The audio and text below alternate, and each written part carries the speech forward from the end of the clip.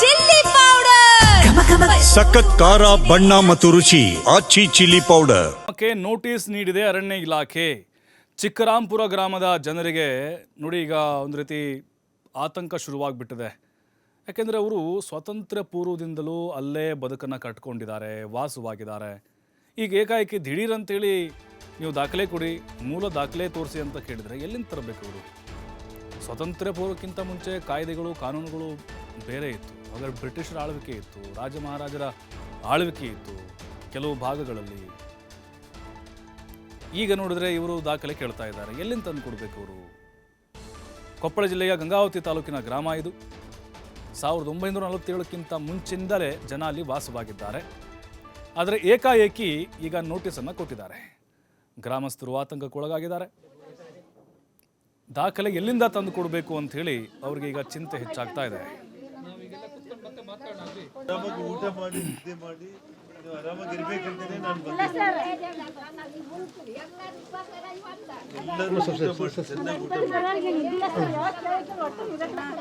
ಏನ್ ತೊಂದ್ರೆ ಇಲ್ಲ.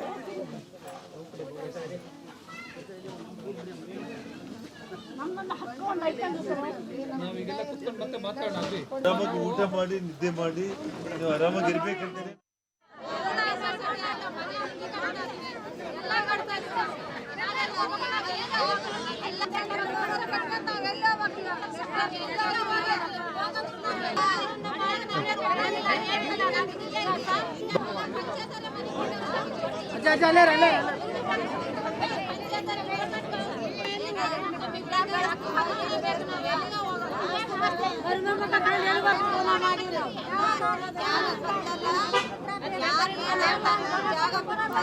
ಅದಷ್ಟು ಮಾಹಿತಿ ನಮ್ಮ ಪ್ರತಿನಿಧಿ ನಾಗರಾಜ್ ನೀಡ್ತಾರೆ. ನಾಗರಾಜ್, ಸ್ವತಂತ್ರ ಪೂರ್ವಕ್ಕಿಂತ ಅವರು ಅಲ್ಲಿ ವಾಸವಾಗಿದ್ದಾರೆ ಅಂತ ಹೇಳ್ತಾ ಇದ್ದಾರೆ. ಇಷ್ಟು ವರ್ಷ ಬಿಟ್ಟು 70-75 ವರ್ಷ ಬಿಟ್ಟು ಈಗ ಅವರಿಗೆ ದಾಖಲೆ ತೋರಿಸಿ ಅಂತ ಕೇಳ್ತಿದ್ದಾರೆ. ನಿಜಕ್ಕೂ ಇಲ್ಲಿ ಆಗ್ತಿರೋದಾದರೂ ಏನು? ಈ ಭೂಮಿ ಯಾರಿಗೆ ಸೇರಿದ ಹಾಗಾದರೆ? ಈಗ ಅವ್ರನ್ನ ಒಕ್ಕಲೆಬ್ಬಿಸುವಂಥ ಪ್ರಯತ್ನಗಳು ನಡೀತಾ ಇದೆಯಾ ಅಂತ? ಪ್ರಭು, ಖಂಡಿತಲೂ ಕೂಡ ಇತ್ತೀಚಿನ ದಿನಮಾನಗಳಲ್ಲಿ ಕಾಡು ಪ್ರಾಣಿಗಳು ನಾಡಿಗೆ ಬರ್ತಾ ಇರೋದು ಸಾಮಾನ್ಯವಾಗಿದೆ. ಅದ್ರ ಜೊತೆಗೆ ಏನಂತಂದ್ರೆ ಕೊಪ್ಪಳ ಜಿಲ್ಲೆಯ ಏನು ಗಂಗಾವತಿ ತಾಲೂಕಿನ ಆನೆಗುಂದಿ ಪ್ರದೇಶ ಅಂತ ಏನ್ ಕರಿತೀವಿ, ಇಲ್ಲಿ ಬಹಳಷ್ಟು ಅರಣ್ಯ ಪ್ರದೇಶಕ್ಕೆ ಸೇರುವಂತ ಜಮೀನು ಇರುವಂತದ್ದು. ಅದ್ರ ಜೊತೆಗೆ ಏನಂದ್ರೆ ಏನ್ ಗಂಗಾವತಿ ತಾಲೂಕಿನ ಏನ್ ಆನೆಗುಂದಿಗೆ ಹೊಂದಿಕೊಂಡಿರುವಂತ ಚಿಕ್ಕರಾಂಪುರ ಗ್ರಾಮದಲ್ಲಿ ಇದು ಅರಣ್ಯಕ್ಕೆ ಕೆಲವಿಷ್ಟು ಸುತ್ತ ಆ ಗ್ರಾಮ ಸುತ್ತಮುತ್ತ ಅರಣ್ಯ ಪ್ರದೇಶ ಇರುವಂತದ್ದು. ಆ ಕಾರಣಕ್ಕಾಗಿ ಸ್ವತಃ ಬಳ್ಳಾರಿ ವಲಯದ ಏನ್ ಸಹಾಯಕ ಆಯುಕ್ತರು ಅಂತ ಅರಣ್ಯ ಇಲಾಖೆ ಸಹಾಯಕ ಆಯುಕ್ತರು ಪತ್ರ ಬರೀತಾರೆ. ಅಂದ್ರೆ ಚಿಕ್ಕರಾಂಪುರ ಸೇರಿದ್ರೆ ಸುತ್ತಮುತ್ತಲಿನ ಗ್ರಾಮಗಳಲ್ಲಿ ಕಾಯ್ದಿಟ್ಟ ಅರಣ್ಯ ಪ್ರದೇಶಗಳನ್ನ ಘೋಷಣೆ ಮಾಡ್ಬೇಕಾಗುತ್ತೆ.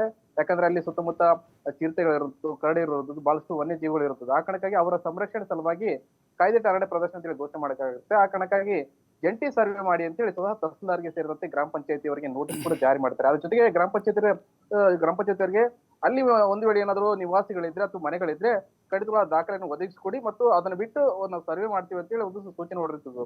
ಇದು ಬಹಳಷ್ಟು ಚಿಕ್ಕರಾಂಪುರದ ಗ್ರಾಮದ ಏನು ಗ್ರಾಮಸ್ಥರಿಗೆ ಆತಂಕಕ್ಕೆ ಕಾರಣವಾಗ್ತದ್ದು. ಈ ಕಾರಣಕ್ಕಾಗಿ ಸ್ವತಃ ಗ್ರಾಮಸ್ಥರು ಸೇರ್ಕೊಂಡು ಸಭೆ ಮಾಡ್ತಾರೆ. ಯಾಕಂದ್ರೆ ಸರಿಸುಮಾರು ಸ್ವಾತಂತ್ರ್ಯ ಪೂರ್ವದಲ್ಲಿ 4 ತಲೆಮಾರುಗಳಾಯ್ತು ಇಲ್ಲೇ ವಾಸವಾಗಿದೆ. ಸರಿಸುಮಾರು ಈ ಚಿಕ್ಕರಾಂಪುರ ಗ್ರಾಮದಲ್ಲಿ 100ಕ್ಕೂ ಹೆಚ್ಚು ಕುಟುಂಬಗಳು ವಾಸವಾಗಿರುತ್ತದೆ. ಆ ಕಾರಣಕ್ಕಾಗಿ ಏಕಾಏಕಿ ಈ ರೀತಿ ನೋಟಿಸ್ ಕೊಟ್ಟರೆ ನಾವು ಎಲ್ಲಿ ಹೋಗ್ಬೇಕು? ಅದರಿಂದ ಗ್ರಾಮವನ್ನು ತೊರೆಯುವುದು ಬಹಳಷ್ಟು ಸರಳದ ಮಾತಲ್ಲ. ಆ ಕಾರಣಕ್ಕಾಗಿ ನಮಗೆ ದಾಖಲೆಗಳು ಕೊಡಿ ಅಂತ ಕೇಳ್ತಾ ಇದ್ರಿ. ಆದ್ರೆ 100 ವರ್ಷಗಳಿಂದ 4 ತಲೆಮಾರಿಯಿಂದ ದಾಖಲೆಗಳು ನಮ್ಮ ಹತ್ರ ಇಲ್ಲ. ಆ ಕಾರಣಕ್ಕಾಗಿ ಗ್ರಾಮ ಪಂಚಾಯತಿಯವರು ಮತ್ತು ಅರಣ್ಯ ಇಲಾಖೆಯ ಸಚಿವರು ಕಡೆ ಗಮನ ಹರಿಸಬೇಕು. ಅದ್ರ ಜೊತೆಗೆ ಅಂದ್ರೆ ನಾವು ಸರಿಸುಮಾರು 4 ತಲೆಮಾರಿನ ಜೀವನ ಮಾಡ್ತಾ ಇದೀವಿ. ಅದ್ರ ಜೊತೆಗೆ ಆದರ್ಶ ಗ್ರಾಮ ಅಂತ ಹೇಳಿ ನಮಗೆ ಸಂಸದರಿಂದ ಒಂದು ಆದರ್ಶ ಗ್ರಾಮ ಅಂತ ಹೇಳಿ ಸುಧಾ ಚಿಕ್ಕರಾಂಪುರ ಗ್ರಾಮ ಆಯ್ಕೆಯಾಗಿದೆ. ಇವೆಲ್ಲ ಸರ್ಕಾರಿ ಸೌಲಭ್ಯಗಳು ಕೂಡ ನಮ್ಮ ಗ್ರಾಮಕ್ಕೆ ಬಂದಿರುತ್ತದೆ. ಇವನ್ನೆಲ್ಲ ಆಧಾರ ಇಟ್ಕೊಂಡು ನಮ್ಮ ಗ್ರಾಮ ನೋಡ್ತೀವಿ. ಅಂದ್ರೆ ಸರ್ವೆ ನಂಬರ್ 136 ಹೊರತುಪಡಿಸಿ ಉಳಿದಂತ ಜಮೀನನ್ನೇ ಸರ್ವೆ ಮಾಡಿ ಅದನ್ನ ಕಾಯ್ದಿಟ್ಟ ಅರಣ್ಯ ಪ್ರದೇಶ ಅಂತ ಘೋಷಣೆ ಮಾಡಿ, ಆದ್ರೆ ಯಾವುದೇ ಕಾರಣಕ್ಕೂ ಚಿಕ್ಕರಾಂಪುರ ಗ್ರಾಮವನ್ನು